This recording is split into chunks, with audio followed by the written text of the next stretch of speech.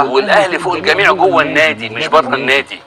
يعني جوه النادي مصلحه النادي الاهلي فين؟ فهي دي مبادئ النادي الاهلي، مصلحه النادي الاهلي الاول قبلي. قال لك مبادئ النادي الاهلي جوه النادي. يعني الناس اللي شغاله مثلا يعلوا مصلحه النادي، يعني كلام جميل، لكن انا من بره ما خدتش انا منصب جوه او ما خلتنيش معاكو، لا اقطع اللي جابوكوا. ده كابتن مصطفى يونس. كابتن مصطفى يونس انا فاكر كويس جدا، كان يتكلم وحسن حمدي ويقعد يحكي في حاجات، وكنت متابعه جدا وبتفرج عليه وبيتكلم وجوزيه واول ما مشى جوزيه ومسك، وطبعا مين بقى المدرب اللي جاي بقى اجنبي او كده، هو كان بيقترح ان لازم اللي يمسك الاهلي مدرب اجنبي، لازم مدرب اجنبي، اللي بعد كده بالنسبه له جوزيه بقى اكذوبه، حاجه رهيبه يعني. بس ما علينا. اول ما مسك حسام بدري اتبدل تبديله سوداء.